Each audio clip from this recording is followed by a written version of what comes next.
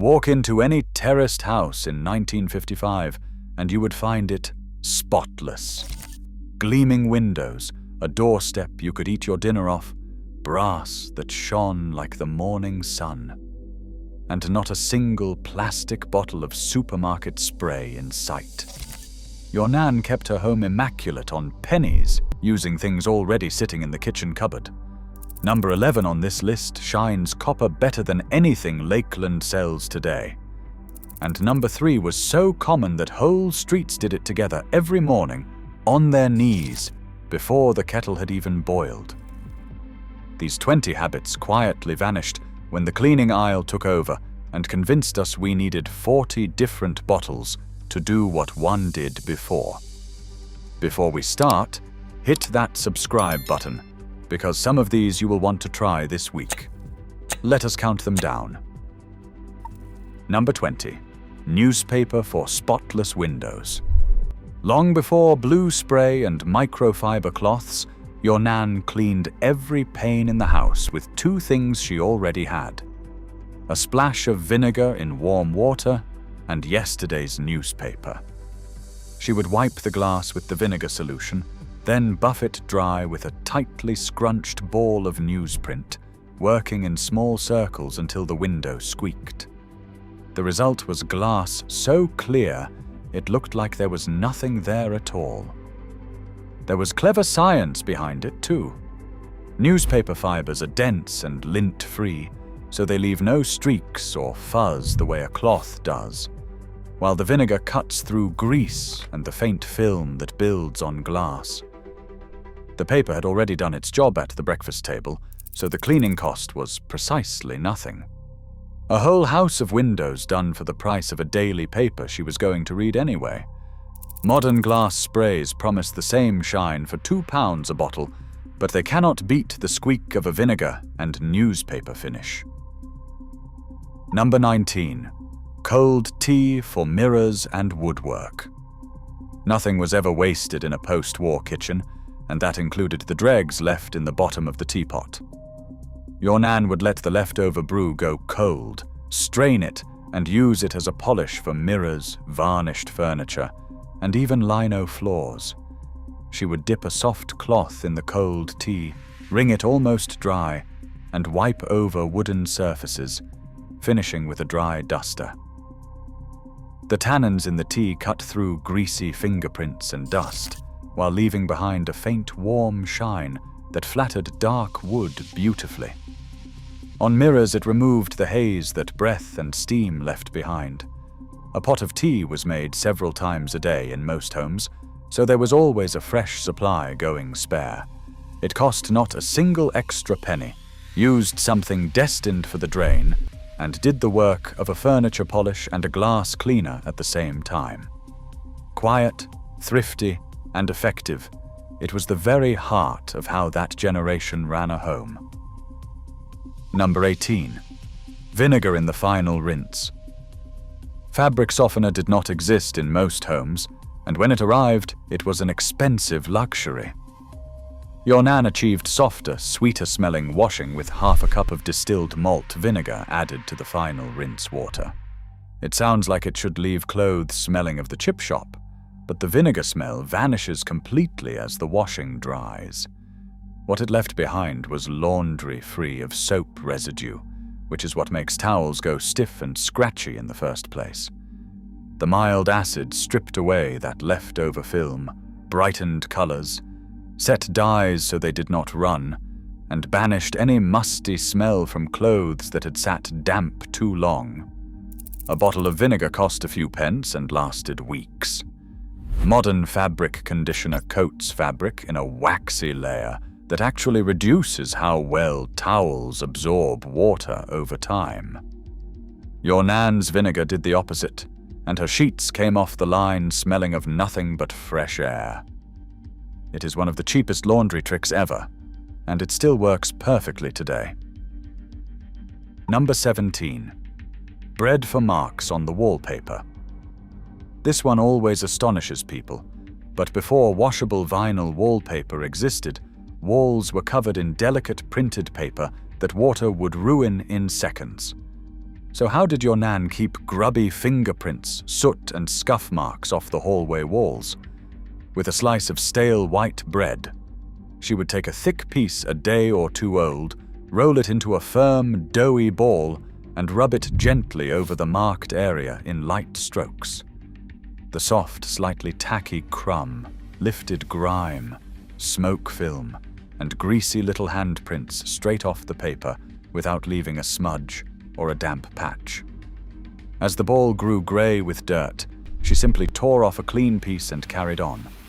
A loaf cost very little, and the heel that had gone too hard for sandwiches was perfect for the job. It saved redecorating an entire room over a few marks by the light switch. Professional conservators still use exactly this method to clean fragile historic paintings and documents today, which tells you your Nan was onto something. Number 16. Damp tea leaves to sweep the carpet. Before every home had a vacuum cleaner, sweeping a carpet with a stiff brush just sent dust flying up into the air and back down again. Your Nan's trick was to scatter damp, used tea leaves across the carpet first. She would save the leaves from the pot, give them a squeeze so they were moist but not soaking, and sprinkle them lightly over the floor before sweeping. The damp leaves clung to the carpet pile, trapping the fine dust and stopping it rising, so it could all be gathered up together with the brush. As a bonus, the tannins left the room smelling faintly fresh and lifted a little color back into a tired carpet. It cost nothing at all, since the leaves were headed for the bin or the compost heap anyway. The whole front room could be done in 10 minutes, leaving the air clear instead of choked with floating dust. It was the closest thing a 1950s home had to a carpet freshener, and it worked beautifully. Number 15. Salt for spills and stains. That cardboard drum of cooking salt on the shelf was your Nan's emergency cleaning kit. The moment red wine hit the tablecloth or a cup of tea went over the carpet, she would pour a generous heap of salt straight onto it. The salt drew the liquid up out of the fibers through simple absorption, stopping the stain from setting before it had a chance. Once it had done its work, she would brush the damp, colored crystals away, and the mark would lift with them. Salt did far more than rescue spills, mind you. A handful scoured a greasy frying pan when soap would not shift the burnt-on bits, and it cleaned the inside of a sooty oven door when rubbed with a damp cloth. Sprinkled on a fresh grease spot on clothing, it soaked the oil up before it spread. A drum of salt cost pennies and sat in every kitchen anyway. We reach for specialist stain removers now, never realizing the cheapest fix in the world was sitting right next to the cooker the whole time. Number 14. Bicarbonate of soda to freshen the whole house. That little tub of bicarb was the secret to a home that smelled clean rather than just covered in air freshener. Your Nan would sprinkle it generously over mattresses, leave it to sit for an hour or two, then brush or sweep it off, taking the stale smell of sleep and damp clean away with it. The same trick freshened tired carpets and the bottom of the bread bin. An open dish of it sat at the back of the larder, and later the fridge, quietly absorbing odors so the butter never tasted of last night's fish. Rubbed onto a damp cloth, it scrubbed the sink and the bath without scratching the enamel, and a spoonful down a smelly drain neutralized the pong instantly. The science is genuinely clever.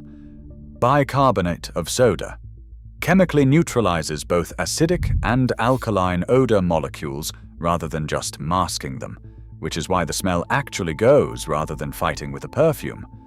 A box cost next to nothing and did the work of half a dozen modern products. Number 13. The blue bag for whiter whites. Every wash day, your Nan reached for a little muslin bag of Reckitt's blue, swirling it through the final rinse water until the liquid turned the palest sky blue. It seems mad to put blue dye on white sheets, but the result was the whitest washing on the street. Here is the trick. As cotton ages and is washed over and over, it naturally yellows. Yellow and blue sit opposite one another, so a whisper of blue in the water cancels the yellow tinge out, and the eye reads the sheets as brilliant, dazzling white. It was an optical illusion that fooled the whole neighborhood. Get it wrong and you ended up with faintly blue smalls, so it took a practiced hand to judge the dose. A blue bag cost a penny or two and lasted for months of washing. Modern whitening detergents do exactly the same thing with optical brighteners that they charge you a premium for. Your Nan achieved it with a half-penny dab of blue and a steady hand. Number 12. Bleaching linen on the grass. On a bright, breezy day, your Nan did not reach for a bottle of bleach to whiten her sheets, tea towels, and nappies. She laid them out flat on the lawn, or draped them over the hedge and let the sun do the work for free. Damp white linen spread on the grass in full sunlight bleaches naturally, and there is real science to it. Sunlight produces a mild bleaching reaction in the fabric, while the grass releases tiny amounts of oxygen as it sits in the sun, gently lifting stains that no soap could shift. Stubborn yellow marks faded away over an afternoon, and the linen came in smelling of nothing but sunshine and cut grass.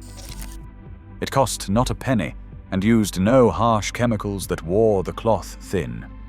Generations of women knew that a sunny Monday was a gift because the washing would come up gleaming with no effort at all.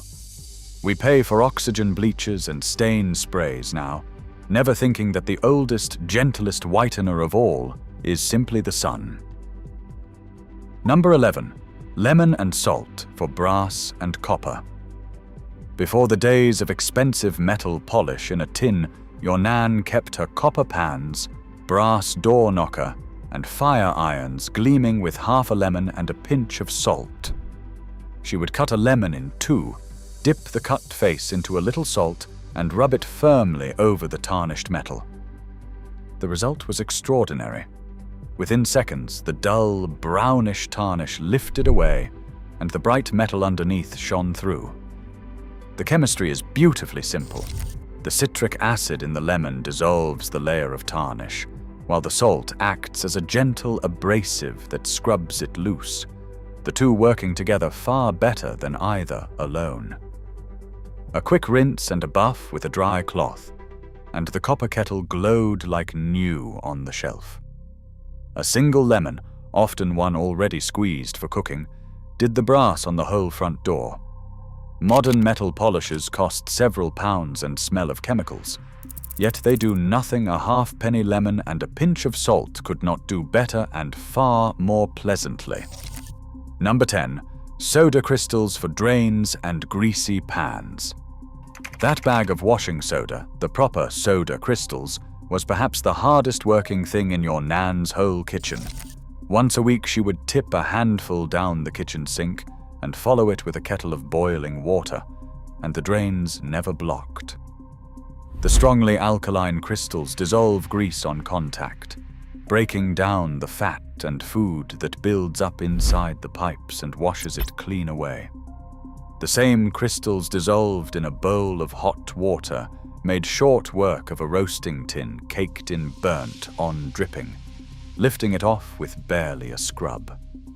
They softened hard water so the washing came up cleaner with less soap, cut through grease on the cooker and the kitchen walls, and shifted tide marks from the bath. A big bag cost a few pence and lasted months because you needed so little each time. We buy separate drain unblockers, oven cleaners, and degreasers today, every one of them doing the single job this one humble bag did for almost nothing. Now here is where it gets interesting, because the next ones were so effective that whole industries had to invent reasons for you to stop using them. If you are enjoying this, do hit subscribe so you do not miss the rest. because numbers 4, 3, and 1 were the cornerstones of the spotless British home. Number 9. Homemade beeswax furniture polish. The dark wood furniture in your nan's front room, the sideboard, the dining table, the banister, glowed with a deep, warm shine that no aerosol spray has ever managed. The secret was a homemade polish she made herself from melted beeswax mixed with a little turpentine, worked into a soft paste. She would rub a small amount into the wood with a cloth, leave it a few minutes, then buff hard with a clean duster until the surface gleamed. Unlike modern spray polish, which leaves a thin silicone film sitting on top that attracts dust and eventually clouds, the wax actually fed the wood, sinking in to nourish and protect it. Furniture polished this way lasted generations and looked better with every passing year rather than slowly dulling. A block of beeswax cost little, and a single batch of polish lasted an age, since a thin smear went a very long way. The reason antique furniture survives looking so beautiful is precisely this kind of care. We swapped it for a quick squirt of spray that does the wood no favors at all.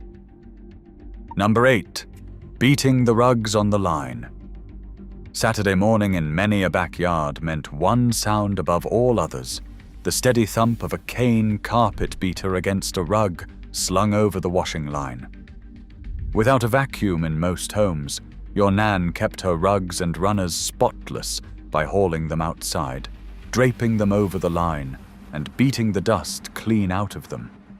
Cloud after cloud of grey dust would billow out with every stroke, far more than any brush could ever raise indoors.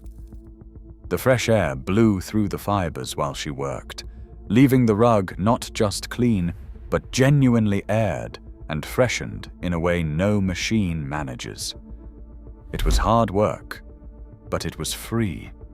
It needed no electricity, and it got every last speck out of the deep pile that a sweep across the floor would simply push around. The rug came back in smelling of the outdoors and looking brighter for it. We plug in machines now, but nothing truly empties a rug of dust like a good beating in the open air. Number 7. Raw potato for rust. Steel knives, garden tools, and the blades of the kitchen scissors all rusted easily in a damp British home, and a rusty knife was both unsightly and useless. Your nan's fix was sitting in the vegetable rack. A raw potato. She would cut one in half, dip the cut surface into a little sand or a pinch of soda for grip, and rub it firmly over the rusted metal. The potato contains oxalic acid, a natural rust remover, which dissolves the orange corrosion and lifts it clean away with a bit of elbow grease. Within a few minutes the rust was gone, and the steel shone again, ready to be dried and oiled to keep it that way. It cost nothing, since a single potato could be used for cooking afterwards, or simply came from the bag in the larder. Rust removers sold today are full of harsh acids and cost a small fortune for a job a humble spud did just as well. It is the kind of knowledge that turned a near-ruined tool back into a useful one for the price of nothing at all. Number 6. A cut onion for the grill and hob. When the grill pan or the gas hob was caked in burnt-on grease and charred bits, your nan did not scrub for an hour. She took half a raw onion, speared it on a fork, and rubbed the cut face hard across the warm metal. The juices and natural acids in the onion loosened the burnt, sticky residue so it could be wiped straight off, and the heat of the grill helped the whole process along. As an unexpected bonus, the onion deodorized the metal too, taking away the stale smell of old fat. A single onion, often one already half used for the evening's tea, cleaned the grill bars in minutes with no harsh oven cleaner and no choking fumes filling the kitchen. It was gentle on the hands, cost nothing extra, and meant the grill was ready to use again straight away rather than reeking of chemicals. We spray on caustic oven cleaners now and wait for them to work, never knowing that the onion in the rack would have done much of the job for free. Number 5. Methylated spirits for sparkling glass. For the very clearest finish on windows, mirrors, and even spectacles, your Nan kept a bottle of methylated spirits to hand. A few drops on a soft, lint-free rag wiped over glass, cut straight through greasy film and smears, and because the spirit evaporates almost instantly, it dried without a single streak or watermark. It was the trick for getting a mirror truly clear, with none of the faint cloudiness that water and cloth leave behind. The same dab on a cloth lifted ink and grease marks off all sorts of hard surfaces and brought a brilliant shine to chrome taps and door handles. A bottle cost very little and lasted a remarkably long time, because it took only the smallest amount to do a whole room of windows. It was the professional's secret for flawless glass long before branded sprays arrived, and the window cleaners who knocked door to door used the very same thing. For a perfectly clear, streak-free pane, nothing beat it, and nothing has truly bettered it since. Now we come to the final 4, and these were not quick tricks, but the great pillars of housekeeping, the habits that defined a spotless home and that whole streets lived by. Number 4. Borax, the one box that did everything. If your Nan had a single miracle product, it was a box of borax, and it did the work of a cupboard full of modern bottles. A spoonful dissolved in water made a stain remover that shifted everything from grass marks to tea spills. When added to the wash, it softened hard water and boosted the soap, so the laundry came up cleaner. Sprinkled into the bin and the bottom of the toilet, it deodorized and disinfected. Made into a paste, it scoured stubborn marks off sinks and worktops without scratching, and a line of it across a windowsill kept ants and silverfish out of the kitchen. It was stain remover, water softener, deodorizer, scouring powder, and pest deterrent, all in one cheap cardboard box that lived under the sink for months. There was barely a cleaning job in the house that a little borax could not tackle. We have since replaced it with a dozen separate specialist products, each in its own plastic bottle, each costing several pounds. Your Nan did the lot from one box that cost a fraction of the price. Number 3. Black leading the kitchen range. The cast iron range was the beating heart of the home, and keeping it gleaming was a daily ritual no respectable housewife skipped. Your Nan would take her tin of black lead, a paste polish such as Zebo or Zebrite, and apply it to the cold iron with a brush, working it into every curve and corner. Then came the work, buffing it hard with a stiff brush, and finally a soft cloth until the whole range glowed with a deep, silvery black sheen like gunmetal. The blacking did more than look handsome. It sealed the iron against the rust that damp air and steam would otherwise cause, protecting the most expensive thing in the kitchen and making it last for decades. A done-out range told any visitor the moment they stepped inside that this was a house run with pride.